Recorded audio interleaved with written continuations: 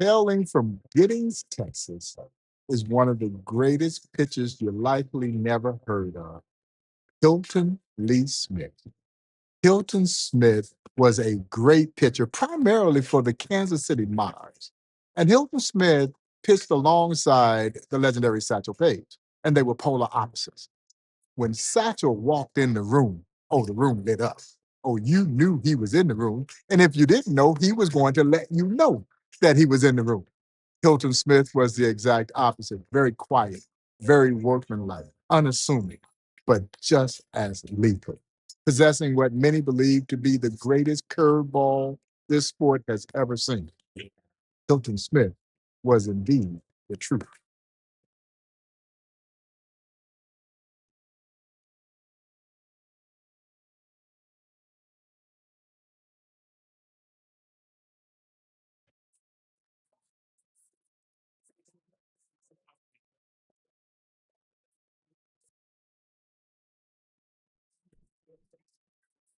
Okay, all set to go. Here's the left fielder, Harvey.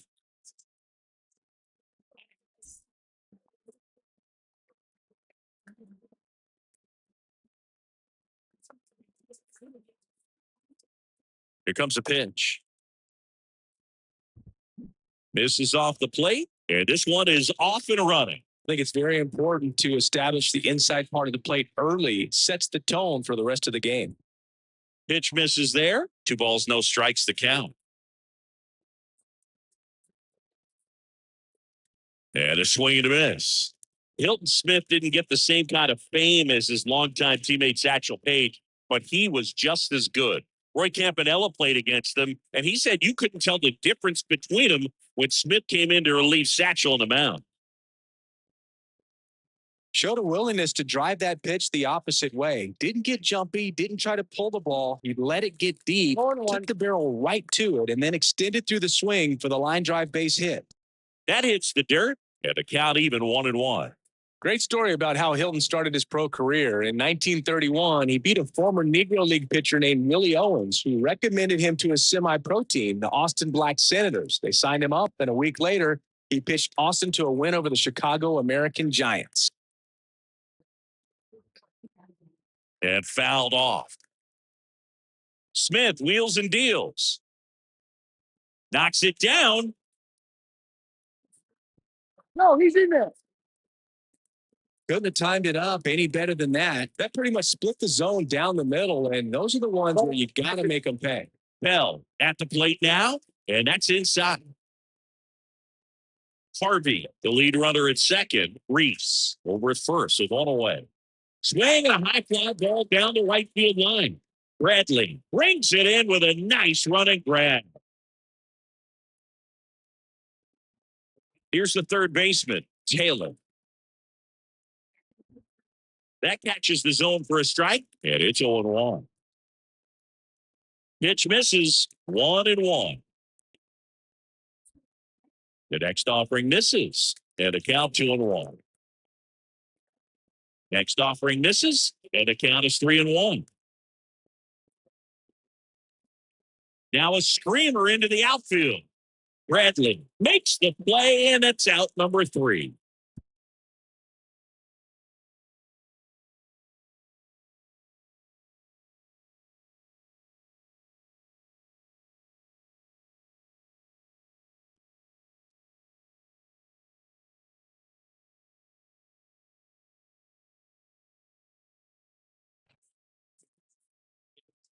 We go to the 8th. Now it's the shortstop, Murray.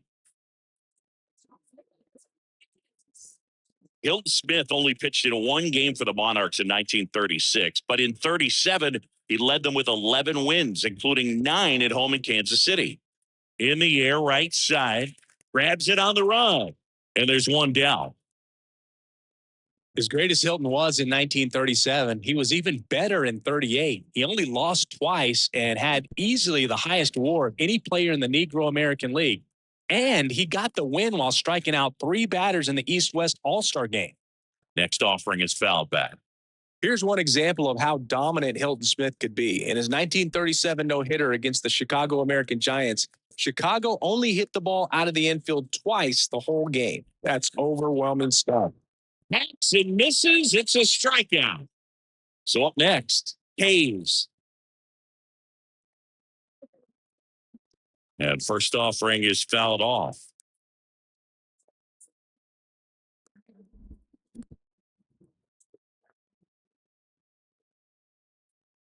The 0-2 from Hilton.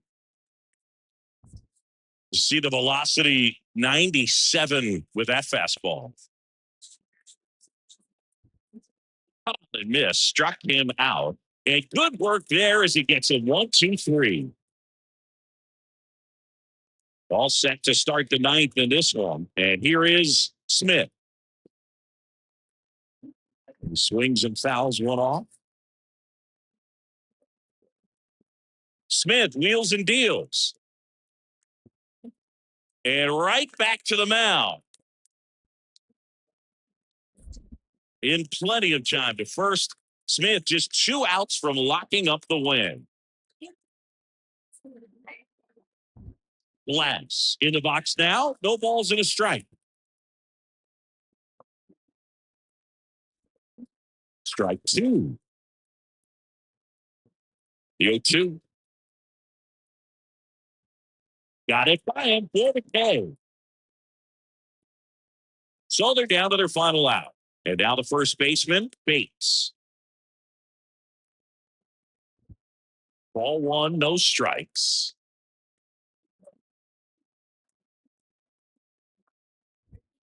And there's a strike.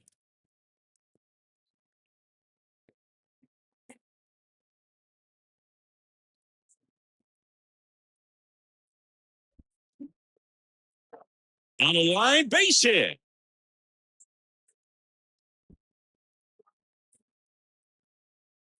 Now at the plate, Hughes. A swing and a soft line. Game.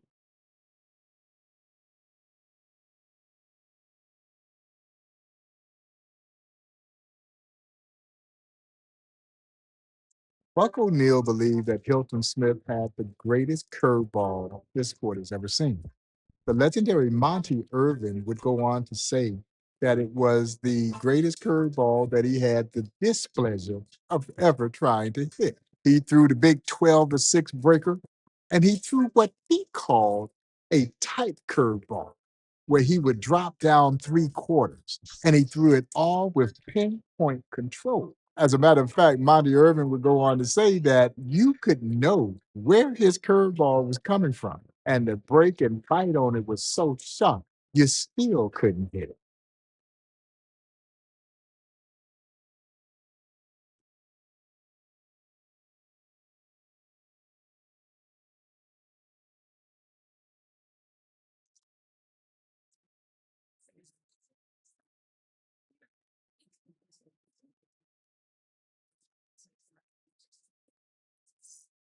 Ready to go? Here's the shortstop at the plate, Murray.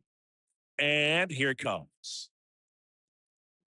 That one's in there, and we are underway.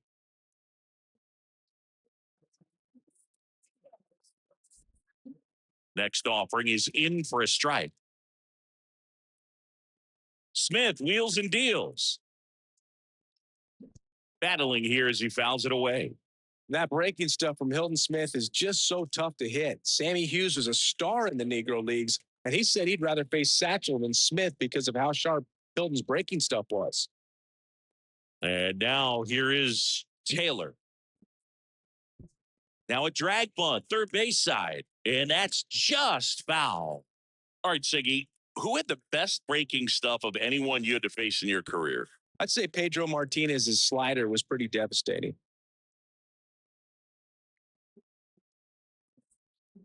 Smith with a strikeout on the knuckle curve. So 2 down now, and here is Hayes. They say it went.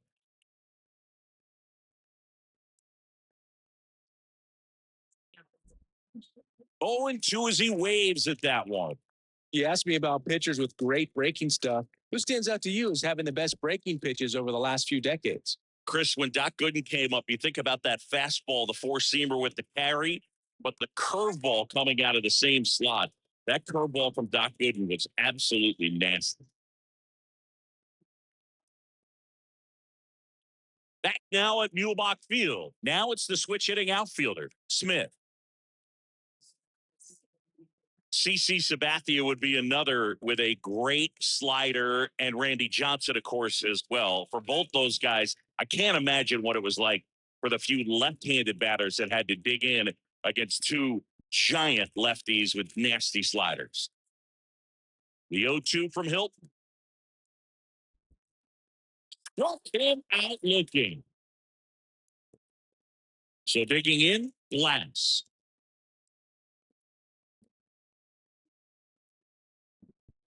Hit on the ground to the right side. He takes it on his own, and a couple of quick outs.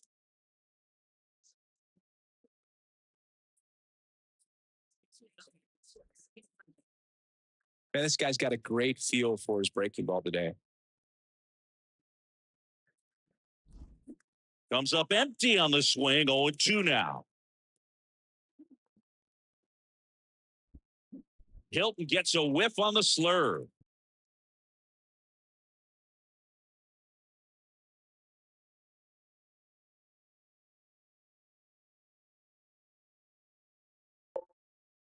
Hilton Smith was one of many great two-way stars in the Negro Leagues. And over recent times, we've become enamored by the nature of two-way stars, primarily because of the great success of Shohei Ohtani.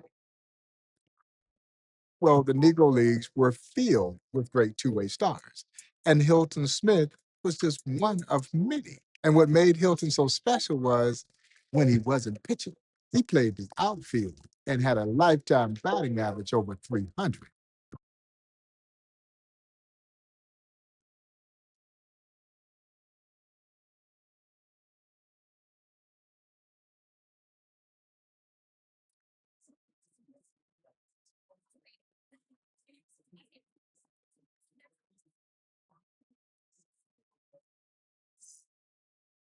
Monarchs ace Hilton Smith digging in now. On the ground to third. Gathers and throws to first. 2 away.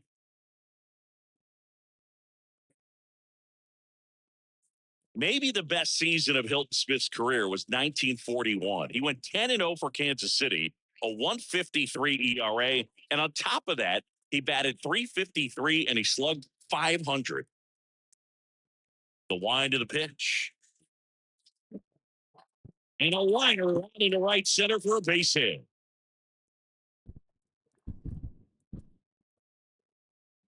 But no, he takes the turn and holds it first base. It's a 1-out single. Still able to come through behind in the count right there. Just a cookie down the middle. I mean, those are the ones you dream about. The ones in the cage, you're just hoping you get in the ball game. Right down the middle, not a whole lot of velocity, right on top of it. Center field. Adams makes the grab, 1 pitch and 1 out. You know, 1941 is a notable baseball year because it's the year Joe DiMaggio had his 56-game hitting streak. Ted Williams hit 406 and won the Triple Crown. But you can make a real argument that Hilton Smith had a better all-around season than either of them. Play at the plate, not in time. He's safe. It's 5-1.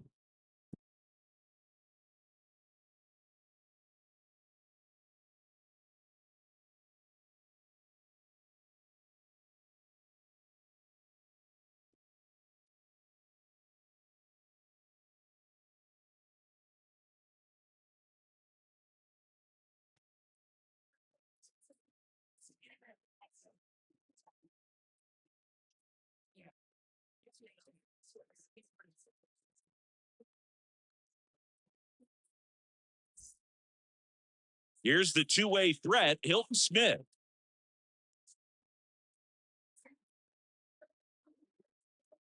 And there's a ball. Hilton Smith faced down some of the best in baseball and succeeded. He was really excellent in barnstorming games and impressed a lot of major leaguers, including Bob Feller.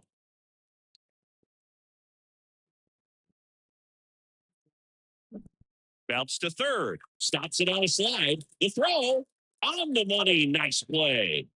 One of Hilton's great barnstorming performances came when the Monarchs played the Dizzy Dean All-Stars at Wrigley Field in Chicago in 1942. Hilton and Satchel Paige pitched for Kansas City, and they beat the major leaguers 3-1. Hilton gave up one hit in 3 innings, struck out 3 batters, and got the win.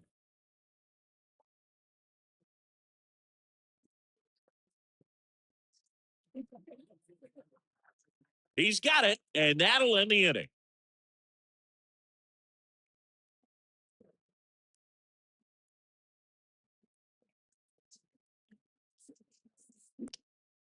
Out towards right center field. Taylor makes a nice running catch. On to extra innings. Now here is Hilton Smith.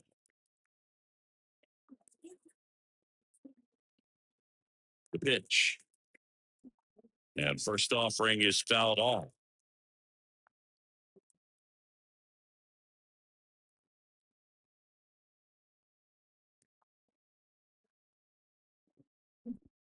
On the ground to the left.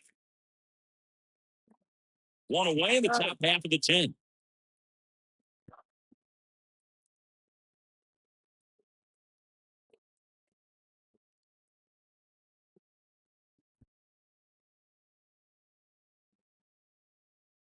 Here's the two-way threat, Hilton Smith.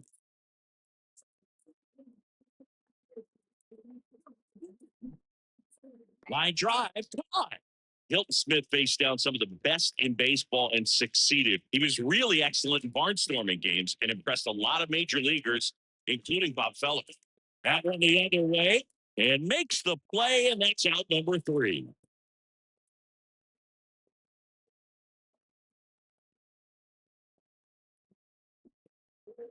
Line drive, base hit. Murray relay to second, and he's got no chance. He's out.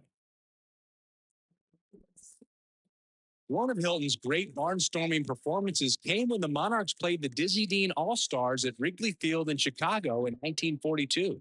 Hilton and Satchel Paige pitched for Kansas City, and they beat the major leaguers 3-1. Hilton gave up one hit in 3 innings, struck out 3 batters, and got the win. And he's got a double.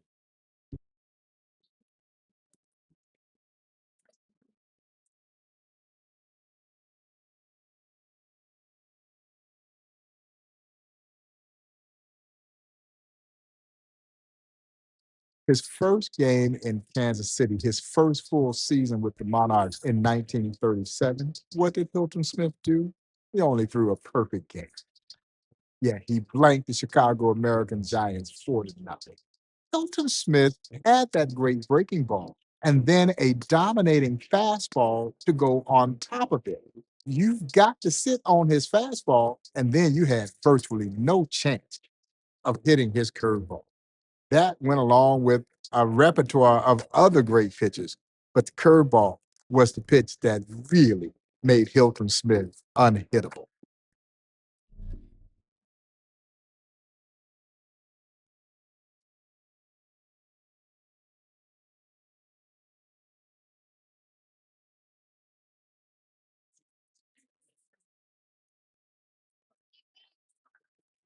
Stepping in, Murray. The pitch. Popped up to the left, into foul ground. Sutton under it, reaches over the wall, and he's got it.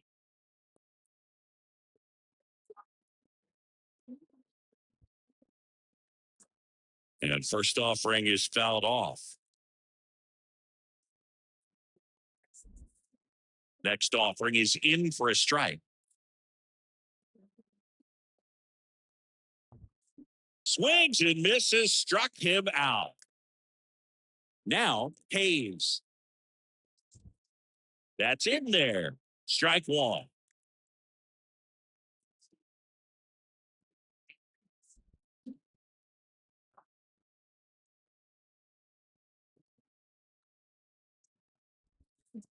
Lifted in the air, right center field. Bradley has this one sized up and puts the squeeze on that one. And that ends the inning. Back here at Comiskey Park, ready to go for the last half of the inning. And now the right fielder, Smith. First pitch doesn't find the zone. This to third, Sutton. Slings to first, one gone to the bottom of the eighth.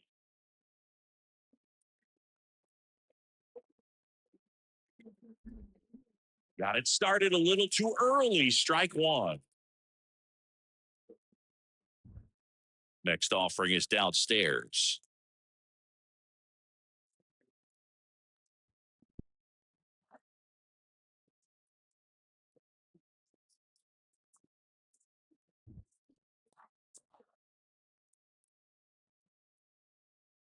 Smith comes to the plate. Swing and a miss. Struck him out. Smith still locked in with two gone now. And now Bates. And there's a strike.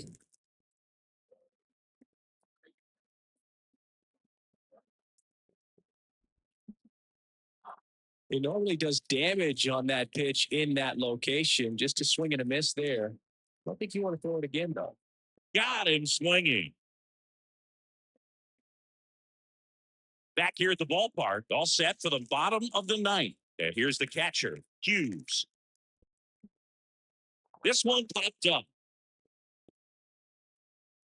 Puts the squeeze on that one.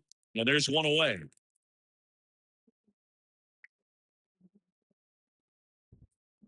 And first offering is fouled off.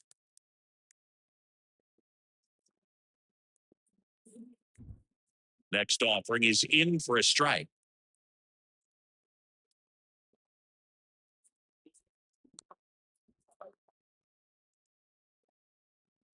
Smith wheels and deals.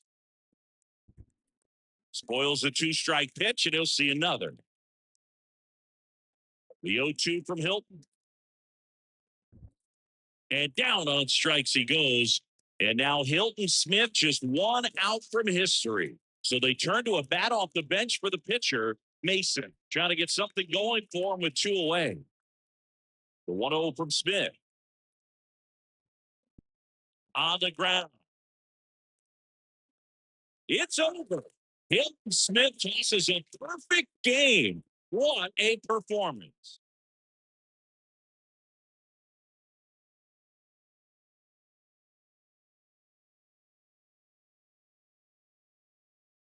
Hilton Smith did something that I don't think we will ever see done in the game of baseball again. Hilton Smith won 20 games or more, 12 consecutive years. He goes 6-1 in exhibition games against Major League All-Star. He was likely the best pitcher in all of baseball at that time, who by the time that Jackie Robinson breaks Major League Baseball's color barrier, he realized that he was too old. The majors came calling, but he knew by that time he was too old to cross over that threshold and go into Major League Baseball.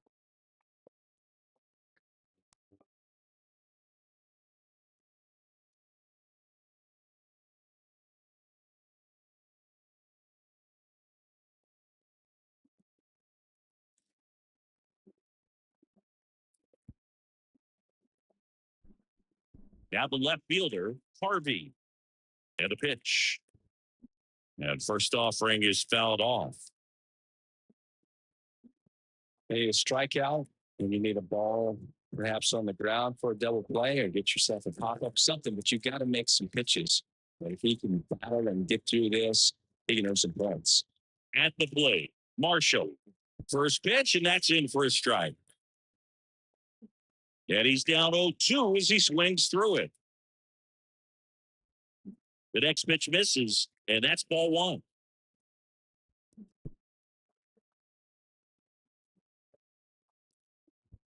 Swing and a miss. Struck him out.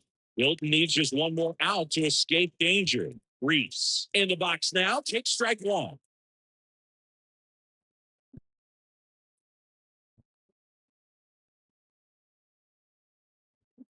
And a swing and a miss.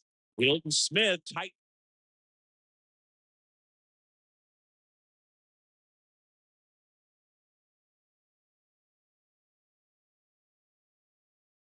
Hilton Smith earned a reputation as being Satchel Shadow, the legendary Satchel Paige. He would oftentimes come in and relieve Satchel. Well, Satchel was the draw. So Satchel's going to pitch 2 or 3 innings. And who came in and pitched the last 6 or 7?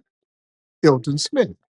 And all the old timers in the Negro League say, if you're going to get anything, you better get it off of Satchel because you weren't going to touch Hilton Smith.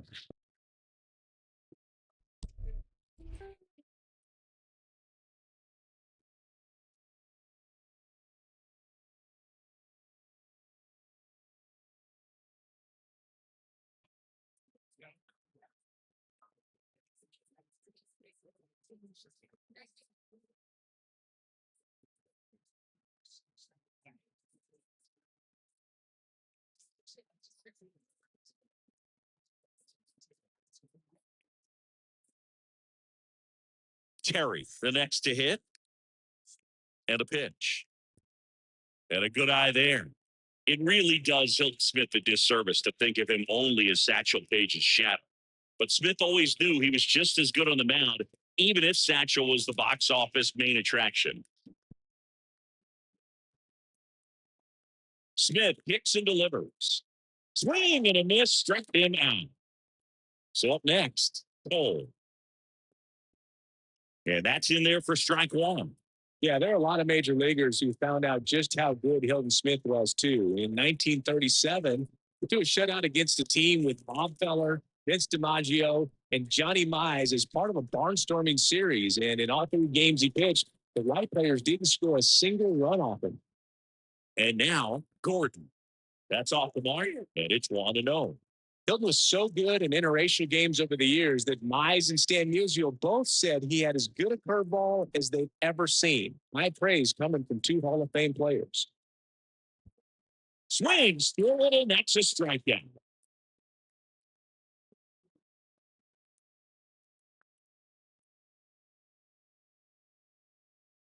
Back now at Muhlbach Field, all set for the start of the inning. And here's the first baseman, Parker. Swing and a pop up in foul ground. Sup under it. And a quick out number 1. And now the shortstop, Floyd. That's in there. And it's 0-1. After Hilton was done playing, he followed in his father's footsteps and became a school teacher in Kansas City. Kind of full circle because the first organized team he played on back in Texas was with his dad. And here's a slow roller. Little. Hilton still looking very sharp for KC.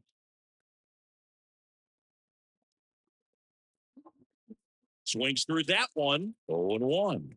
After his teaching days, Smith was a foreman in a steel mill for a while before he became a scout for the Chicago Cubs. Another full circle moment there since his old teammate and manager Buck O'Neill had been scouting for him since 1955.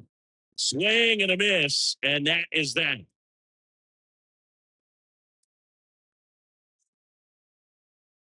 Welcome back to Muhlbach Field. We go to the 9th, and now the catcher comes up to him. Everett, the pitch. Strike 1.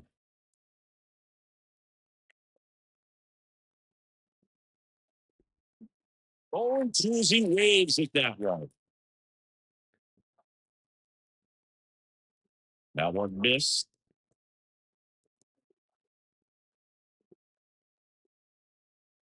And a swing and a miss. 2 outs to go for Hilton Smith, who's just been terrific in relief of Satchel. Next to hit, Adams. That one's in there, 0-1. Swing and a miss. 0-2.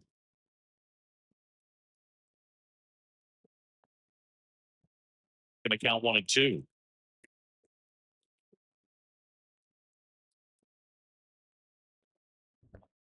Knocks and misses. It's a strikeout. So now a pinch hitter for the pitcher.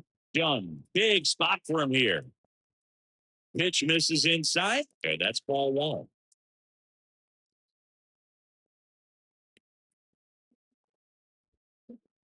Out to short. Ball game. Hilton Smith with a great relief outing to seal it for KC.